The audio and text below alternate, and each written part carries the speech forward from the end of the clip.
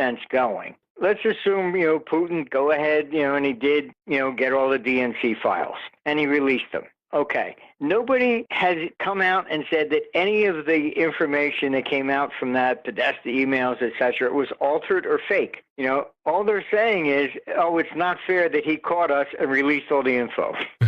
But they're twisting it in making people think that he actually somehow changed the vote. And our computer is basically showing that Trump was going to win anyhow. And it was the same thing with Brit exit. It's, our computer there forecast that would work as well. And I came out and I warned that, okay, fine. If you get a significant majority beyond what they can manipulate, then it should go through. And they did. The Scottish election it was much closer. So they were basically, and they got caught on throwing all kinds of stuff out. But Brussels itself sent people over to count the Scottish votes, which really made sense, But we're really looking at a global issue. And that's most of the problem, because the U.S. press, I agree, it really is fake, and it's pretty bad. People don't realize how it actually functions. I mean, you can have a journalist who's really wants to tell the truth, and he can write a story, and it goes upstairs to the editors, and it's the editors who change everything. So, that's simply the way it goes. And this isn't about honest journalism or anything like that. I mean, the mainstream media, they're all major corporations now. So it's no different than talking about Goldman Sachs or anybody else. They get a call and they say, okay, fine, we'll do this or we'll do that. And it's all paybacks and okay, fine, we'll take care of you. And that's how everything is basically being manipulated. It's pretty pathetic, but the press in this country has followed the same path as Pravda did during the communist regime. I mean, What are you going to say? It's they preach the party line all the time, and that's pretty much it. But so this is really about a revolution, is what it is. And you're seeing it in Europe, you're seeing it everywhere. And it's effectively, from World War II, all governments do the same. They just spend whatever they need to. They constantly borrow. There's no intention of paying anything back. And the standard of living keeps declining and declining. And so what happens is that, I mean, you even take Obamacare. I mean, the Supreme Court upheld it. Why? Because they looked at it and said, look, it's a tax, and the government has the right to tax. And it really is. That's all it is. And instead of covering the people who could not supposedly get insurance, Obamacare just simply passed this law and forced the youth to buy insurance. Otherwise, they're going to have to pay fines. So, it effectively forced the youth to buy insurance that they didn't need, rather than the government just paying for this. I mean, my own health insurance doubled. And I had Blue Cross and Blue Shield, and they canceled my initial policy. And I said, why? And they said, it doesn't comply with Obamacare. I said, what doesn't it comply with? And they said, you don't have paternity and maternity leave. Yeah. I said, what? I don't want that, Then the new policy they sent me, I mean, it's really a joke. They sent me 2 cards. And one says for me, and it says single. And the other one is for my children. I called them on the phone, and I said, I don't have young children. And they said, you're not paying anything more, but by law you have to have it. Oh, okay, fine. Yeah, I'm not paying anything more. I'm just paying twice as much as what I had before. Yeah. But so it really is just a tax, and it's the same thing as Social Security. He decided to impose effectively a Obamacare tax on the youth to pay for the older generation, which is the same scheme as Social Security. And the problem is that the Democrats or the Clintons, when they were in power, they're the ones that made student loans non-dischargeable in bankruptcy. I remember. To help the bankers. The bankers said, you want us to lend money, to these kids, but they have no collateral. You got to eliminate their right to go bankrupt. So they did. But then the bankers, what do? They get the parents to co-sign still.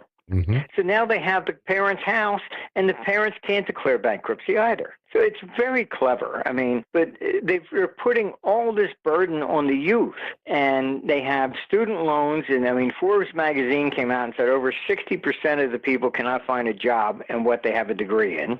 Now you put on all this Obamacare. You're wondering why now the average age of kids still living with parents is into the 30s now.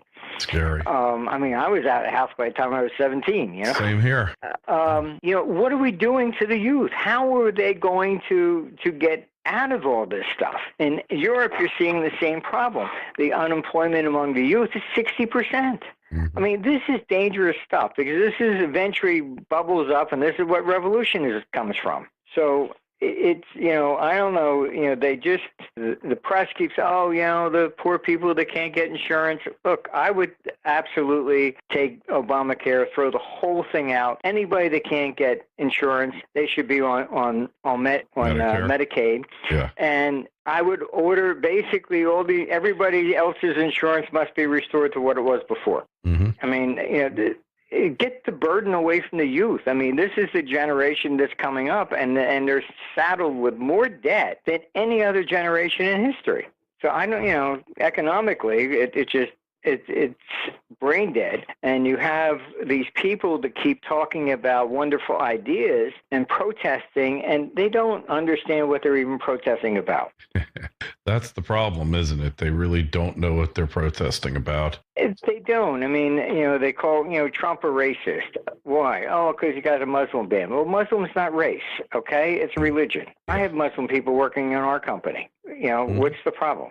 You know, we have Muslims that are from Switzerland and Ireland. They fly over here for meetings, no problem coming in. They're not from those 6 countries. That's all. Mm-hmm. But they twist it into making, oh, it's a racist ban or Muslim ban. It's not. It's just basically looking at the 6 countries where terrorism does come from. And it wasn't a permanent ban. It was just saying that they should be checked out more. Yeah. But you know, everything is just really distorted dramatically, and that's the problem. We can't reach any kind of a commonality here, and I think this is, you know, this is part of what our computer's been forecasting, and the peak in government was 2015.75, which was October 1st. And you got the first rate hike in December. I mean, everything's been downhill absolutely from there on. And every other political election, okay, fine, you didn't like Obama, or Carter, or vice versa, or Bush, or whatever. You know, people didn't go out and start burning cars and protesting for months and months and months. I mean, you got on with your life. That was it. Mm-hmm. This one is just not going that way. And they're deliberately trying to prevent any kind of changes. And it's not going to work because, I mean, honestly, you get rid of Trump and you're just going to end up really in a bloody civil war. Yeah. And civil wars always come from class wars. I mean, that's how they all begin, going after, you know, the Jews in Germany. It started out class war. Oh, it's the Jewish bankers. Then they moved to, well, it's the Jewish businessmen. Then eventually it goes, oh, hell with it, it's all of them. You know, but it begins always as some sort of a class dispute. And throughout history, it's always that way. Everything you look at, it's always a class issue, and it's rich against poor, and that's always been exploited. And that's where all the violence historically comes from. Revolutions in Russia, you know, the same thing, China. So I don't know. We just seem to be in a situation where politicians are flirting with the most dangerous thing historically that anybody can do. Mm-hmm. And that's I would say the biggest risk we have going forward in time. But our computer is projecting that basically this is kind of like the end of the Western culture per se, and the financial capital of the world will leave the United States and go to China, but probably around 2032. The same way that we took it from Britain in 1914, and then it moves around the world globally. and it's never stayed in one place. So Spain had it, and it moved from Spain, went up to Britain, and so this is where it goes, and unfortunately, but I mean, it doesn't mean that society is finished. I mean, Britain is still there. Yeah. It's just no longer the financial capital of the world. That's all. Yeah. Yeah, well, it looks like to me the U.S. has been going downhill since the end of World War II, with some exceptions during the tech boom, during the internet boom. But really, the corruption, there just seems to be no limit to the corruption. And what's going to take us out of this tailspin? What's going to happen? Is it a cycle? Usually, I mean, that just leads to revolution. I mean, that's effectively the end result. The corruption is way too high. And you can see, like the media is just part of the whole problem. I mean, you take Hillary, okay, and they say, it was, pay for play. Oh, and the press defended her. No. Clinton Foundation is legitimate. As soon as she lost the election, what happened? All the countries that were donating money to her, like Saudi Arabia, stopped. They cut it off. Yeah. Okay. Like women have to wear burqas over there, and they'll execute you if you're gay. So they're donating money to her for women's rights and gay rights. I mean, it doesn't make sense. Not at all. They're basically, buying influence. That's all. Mm-hmm. So, but it's not just her. I mean, the whole political system is bad, and Trump is a symptom of trying to reverse it and bring it back. I mean, I don't think he will succeed. I think that fine, he may lower the taxes, maybe we get that through, but they'll come back. Yeah, they always do. And I mean, I was involved in trying to save Social Security, working on Capitol Hill, going back and forth, and I was trying to help Bill Archer get through the retail sales tax and repeal the income tax. Mm-hmm. And of course, Dick Armey was the head of the Republicans at the time, and he was on the flat tax. I couldn't get the two of them to even sit down and talk, so I was shuttling back and forth between them. And they're both Republicans and both from Texas, right? Mm-hmm. And I was in Dick's office, and he's got his cowboy boots up and smoking in there like he always did. And he said, Marty, he says, look, I'm going to tell you plainly and simple. He says, I can't support what Bill's doing because you won't repeal constitutionally the income tax. He says, so what will happen? And he says, cycles, when the Democrats come back in, we'll have both. I just looked at him. I said, something, Dick, you're right. And I gave up. So it was just a nice exercise, taught me a lot about Capitol Hill, but you can't get anything done. Mm-hmm. So I don't see, if Trump gets his tax cuts in, that's very nice. But then you're going to have elections coming up in 2018. They can reverse everything again. And that's the problem in the United States. It is why have big corporations moved offshore? And I testified before the House Ways and Means Committee on this. It's very simple. Would you sign a contract to rent a house that said the landlord can change your rent anytime he wants if he needs money? What's the purpose of signing a lease? All right. You effectively have American companies, and if they're going to build a plant, okay, very nice. They work out a business plan, and that business plan is based upon the current tax rate. Mm-hmm. Now, you change that tax rate, all of a sudden the business plan is no good anymore.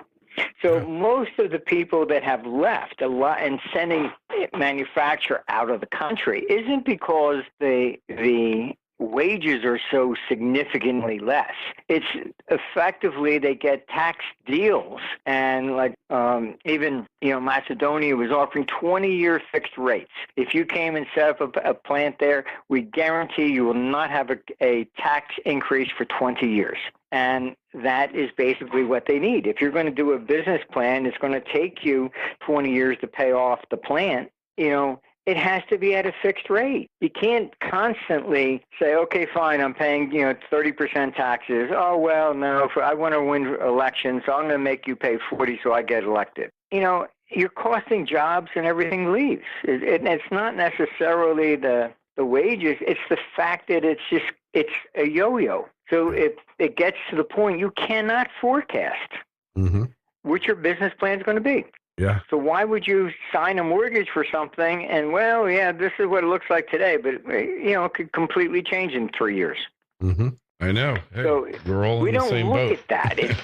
You can't constantly have this back and forth. And, I mean, the S&L crisis, I was called in on that one. And basically when they were going to pass it, a few of the guys on the floor called me and said, Marty, I think this is going to cause a real crash. I said, yes, it will, because the Democrats got a hold of it. Then they said, oh, gee, all these rich people are making too much money off of real estate. So they changed the amortization to the point that nobody wanted to be in real estate. Then you had a one-sided market. Everybody tried to sell. Yep. There was no bids. Okay, just like any other market, it crashes. So all the property values collapsed. Then they said, oh, gee, this is fraud. And then they wanted to put people in S&Ls in prison because they lent money on stuff that would have been okay if they didn't change the tax rate. Yeah, brilliant. I mean, it's constantly, they always blame everybody else. You take 2007, and it was just a joke. We are so over-regulated. And you say that, and some Democrats, oh, no, you have to have more regulation, otherwise this wouldn't have happened. We had 7 agencies they had to go to, the banks, to get approval to sell these time bombs that blew up. The first one, SEC granted. Okay, the second one, they said it was okay? Okay, so then we did. None of them understood what the product was. None of them. Yeah. And you had 7 agencies, all approved it, and then it blows up, and then they blame everybody else but themselves. That's regulation? Yeah, yeah. So you have people regulating things they don't even understand what it is.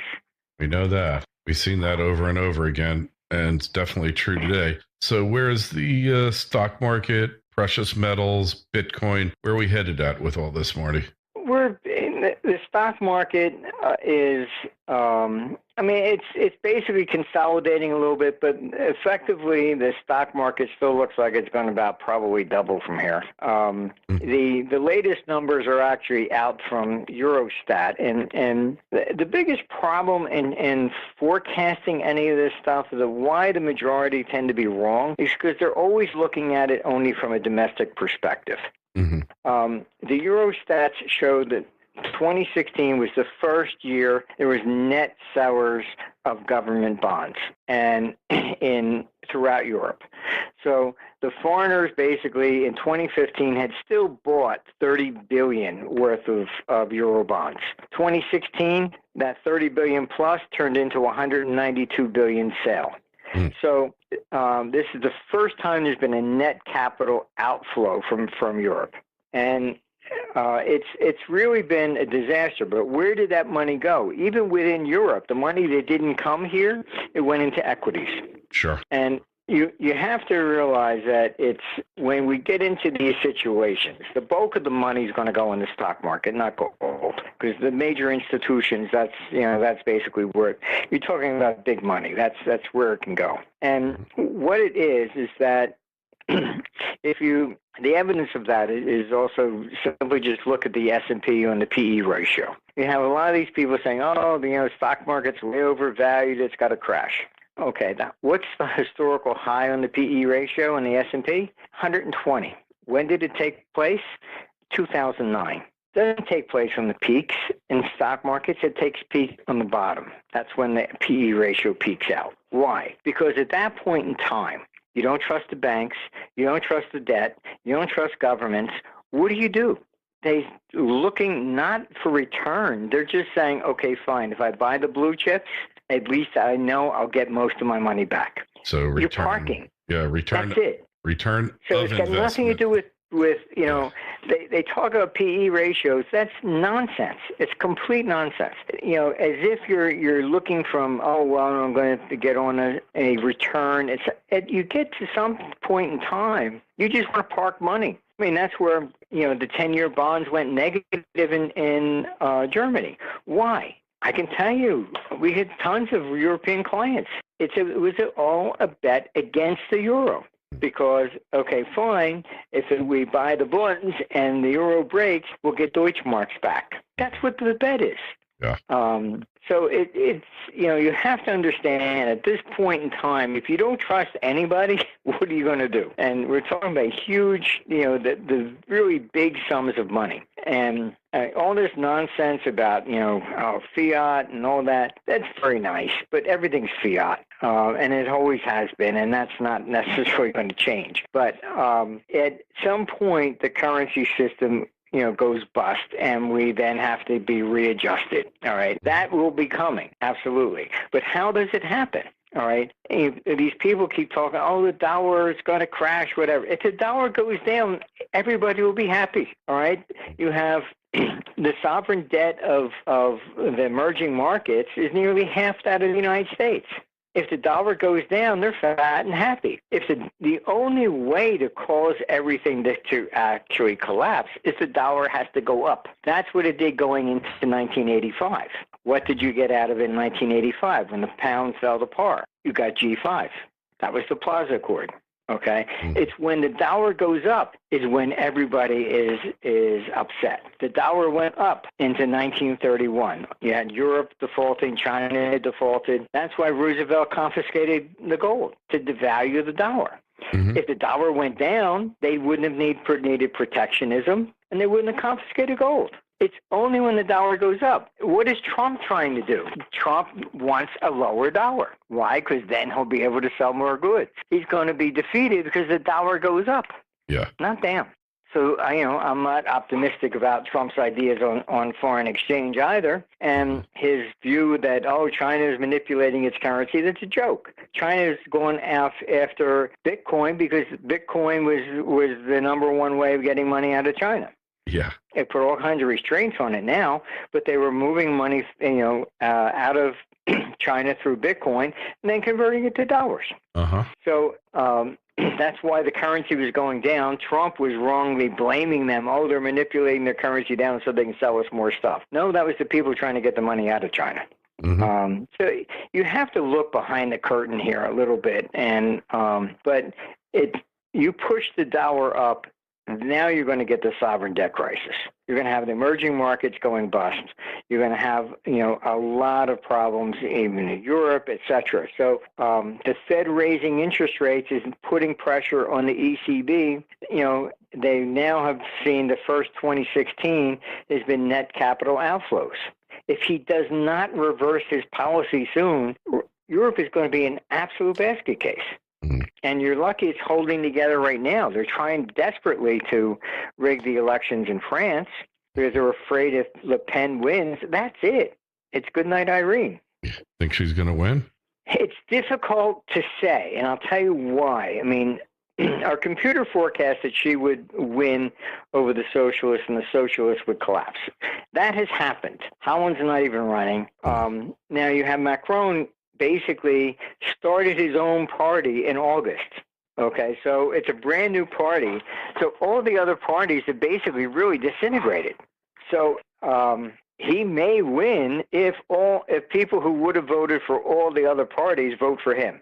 Mm-hmm. But on the first round, he's at 24%, she's at 25%. So it's still tight. But again, if she basically were to win, then the euro would begin immediately to collapse. However, let's say she loses, all right? Brussels is going to sigh, relief and wipe their brow. But effectively, it means that they're going to say, okay, our policies are still all right for now. Yeah, no reform. They won't change anything. And our computer's projecting that 2018, that's it. That's it. I mean, the euro may completely go off the boards by 2020. And the structural design is just a disaster, and they never did it correctly from the start. So, I mean, to put it in American terms, there are no federal bonds, and every bank uses state bonds for reserves. Now, Mississippi goes down. What's the first thing you're going to do? Okay, which bank has the most of Mississippi bonds? It goes into total chaos. So the banking system in Europe is 10 times worse than the United States, maybe even 20, because they basically had to be politically correct, so they had to own a piece of each state. So Greece goes down, or the ratings get killed on the Southern Europe. They lose on the reserves. Mm-hmm. That's why the banking system over there is a complete nightmare. Yeah. So then you have the ECB taking rates negative and trying to punish the banks. So what did they do? I can tell you, I have plenty of clients over there. Very simple. They opened up U.S. branch offices over here. Once they have a branch bank in the United States, what can they do? Now they have to be regulated by the Fed. Yeah. So they sent the money over here. The U.S. branch deposited at the Fed. You have nearly $3 trillion in excess reserves that the Fed pays interest on for no reason. Yeah. I mean, you can't make up this stuff. I mean, it's like the Keystone Cops running everything. So, final question, then we'll let you go. Precious metals, gold and silver, they coming out of the long depression here, or more of the same? Soon, but after this year. But what you have to keep in mind is forget all the nonsense of demand and fiat and all that kind of stuff. It means nothing. All right. When does gold go up? It goes up when people lose confidence in government. Mm-hmm. It doesn't go up because of inflation and all this other nonsense that a lot of these gold promoters put out. I mean, if you take the 1980 high and you adjust it for inflation, it's $2,300. We haven't exceeded the 1983 high. In 1980, the Dow was at 1,000. So, and the gold hasn't even kept pace with the Dow. It makes major bursts up, but it does so when there is a collapse in confidence. So that's what we're heading into. All right, but it's probably not going to start really until after 2018. And people have to, and it's not just the gold, the people that are interested in gold and holding that. You're talking about the other people who are not. Those are the ones you have to convince. And you're not going to convince them with hyperinflation scenarios, which don't materialize, and inflation. That's not going to be it. It's the same thing as what the S&P, with the peak in the PE ratio was 2009. When you don't trust anything, that's when you go. Right. So we have to look at the confidence level. We have these elections coming up, and each one is whittling away a little bit more.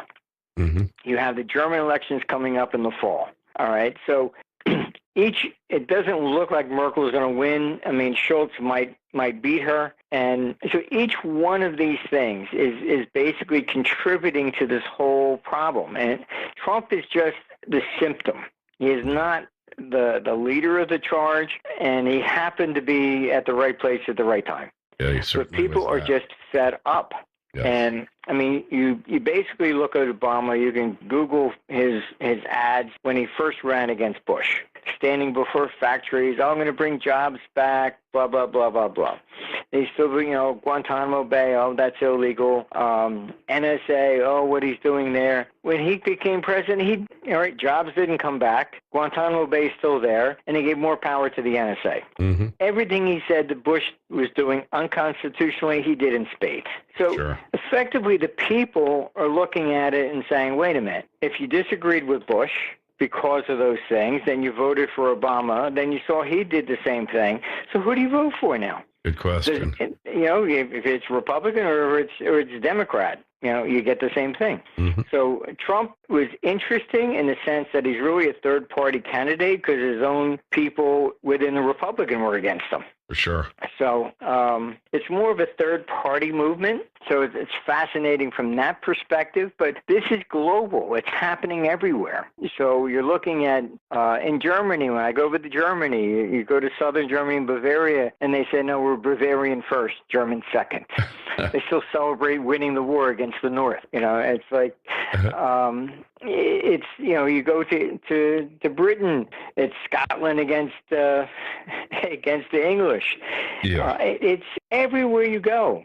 Spain, I was there in Barcelona. They voted to separate from Spain.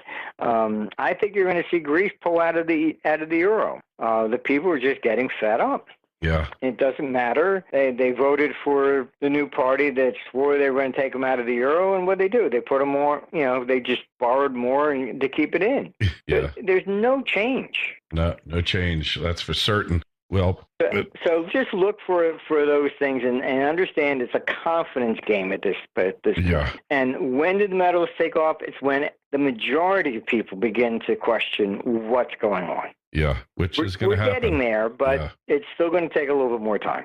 Agreed, Martin. Well, hey, thanks so much for coming on with us. Find Martin's work over at ArmstrongEconomics.com. Any events scheduled for the near future? Well, we have our World Economic Conference in May, but that's in Hong Kong. And then November, we're doing one in Orlando.